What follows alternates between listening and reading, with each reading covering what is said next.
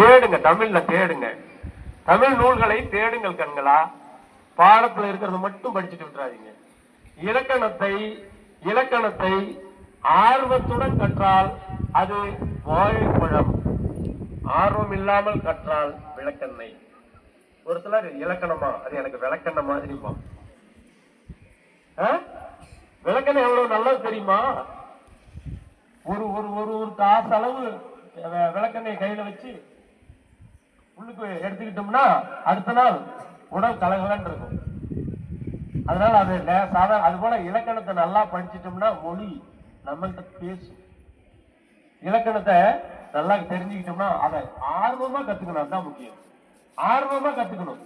என்னமோ பாடம் பண்ணக்கூடாது, மனப்பாடம் பண்ணக்கூடாது. புரியுதாடா? ரொம்ப சிரமமா இருக்கு, எப்ப முடிப்பீங்க அப்படிங்கிறீங்களா? சிரமமா இருந்தாலும் தப்பு இல்லை. ஏதாவது நான் சொல்லிட்டு போகணும். எனக்கு சிரமம் இருக்கக்கூடாது. மனசுல போனோம். இன்னைக்கு வேலூர் பள்ளியில மாணவிகளுக்கு சில கருத்துக்களை சொன்னோம். விதைகளை விதைக்கிறேன். மலைப்பகுதி எல்லாம் பண்ணுவாங்க, விதை பந்துகள் தயார் பண்ணுவாங்க. நீங்க தயார் பண்றீங்கன்னா இவனும் மிருகம் தான். இப்ப நிறைய பேர் மிருகமா தான் இருக்கான்.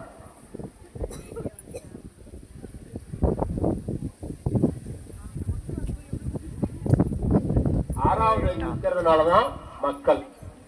ஆறாவது அறிவு இல்லைன்னா மாக்கள் இல்லையா? நாங்களாம் 7வது அறிவு 8வது அறிவுல போயிட்டு இருக்கோம், செயற்கை நுண்ணறிவுல போயிட்டு இருக்கோம். இன்னும் என்னங்க 6 பத்தி பேசிட்டு இருக்கீங்க? எங்க ஊர்ல கூட தான் ஓடுது வசிஷ்ட நதி, ஆறா ஓடிட்டு இருக்குது. அதை பத்தி சொல்ல வேண்டாம்.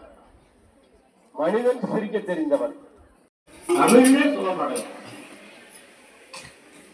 தமிழ் என்று சொல்வதற்கு கூட தெரியாத தமிழனா நாம் அப்படி இருப்பது வேதனையாக இருக்கிறது. அது ஏன் இப்ப எங்ககிட்ட சொல்றீங்க? நாங்களா அப்படி சொன்னோம் அப்படிங்கிற வினா உங்களிடம் வரலாம். இதை மாற்றக்கூடிய வல்லமை உங்களிடம் இருக்கிறது. நாளைய உலகை மாற்றக்கூடிய அத்திரம் உங்களிடம் இருக்கிறது. அப்பாவே கிடைக்கல, எத்தனை நாளைக்கு வாழ முடியும்? அவங்க உடல்ல இருக்க சக்தியை பொறுத்து 2 நாள் 3 நாள் கூட உயிரோடு இருந்தலாம். உண்ணாவிரதம் இருந்தவங்க 10 நாள் 15 நாள் தான் உயிரோடு இருந்திருக்காங்க. தேசப்பிதா காந்தியடிகள் 47 நாட்கள் உண்ணாவிரதம் இருந்திருக்காரு. 47 நாட்கள் அவர் உயிரோடு இருக்கிறதுக்கு அவர் உடம்புல தெம்பு இருந்திருக்கு இல்லையா? ஆக உணவு இல்லாம இரண்டென்பர் அறிவுலர், அன்பு சுகமாவதை யாரும் அறிந்துள்ளர். அன்பு சுகமாவதை அறிந்த பின்னர் அன்பு சுகமாய் அமர்ந்திருந்தாரே. அதே வார்த்தை எவ்வளவு அழகா இந்த தமிழ் கொஞ்சி விளையாடுது பாருங்க. அன்பு வேற சிவன் வேற நினைச்சது எல்லாம் கோயிலா போயிட்டு இருக்காங்க. கோயிலா போய் தேடிட்டு இருக்காங்க கடவுள் எங்க இருக்கிறாருன்ட்டு. அவங்க கடைசி வரைக்கும் பார்க்கவே முடியல. அவங்களுக்குள்ள இருக்க அன்பு வெளிப்படும் போதுதான் கடவுள் வெளிப்படுகிறார் என்பதை நம் தமிழ் இலக்கியத்திலே சித்தர்கள் கண்டறிந்து சொன்ன வார்த்தை தான் அன்பே கடவுள், அன்பே சிவம். இவ்வாறு அன்பை அருமையான உண்மையிலே மகிழ்ச்சி என்று ஒரு வார்த்தையில் சொல்ல முடியாது. நமக்கெல்லாம் இந்த திறமை இல்லையே என்ற ஏக்கம் அதுதான் இருந்தது என்று சொல்ல வேண்டும். அவ்வளவு அருமையான குரல் வளம், ஏற்றம், இரக்கம், அப்பப்போ எல்லாம் வார்த்தைகளால் வர்ணிக்கவே முடியவில்லை. அப்படி அருமையாக செய்தார்.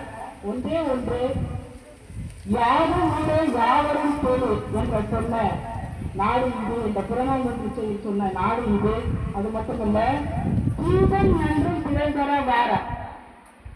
யாருடைய வாழ்க்கையிலையும் இது என்னால நடந்ததுன்னு தான் இருக்குமே தவிர பிறர் எனக்கு எங்க அப்பா தெரியல, எங்க அம்மா தெரியல, எனக்கு வசதி வாய்ப்புகள் இல்லை அப்படின்னு யாராவது எனக்கு அதிர்ஷ்டம் இல்லை, எனக்கு படிப்பு ஏறல அப்படின்னு யாராவது ஒருவர் சொன்னால் அவன் எழுதி வச்சுட்டு அவங்க தான் முட்டாள்.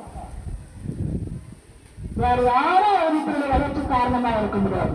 நம்மளுடைய திறமை என்ன, தகுதி என்ன என்று அவரவர் நினைத்து அதற்கு தகுந்தாற் போல நம்மளை வெளியேற்றிக் கொள்ள வேண்டும், நம்மளை பொறுப்பேற்றுக் கொள்ள வேண்டும், தயார் செய்து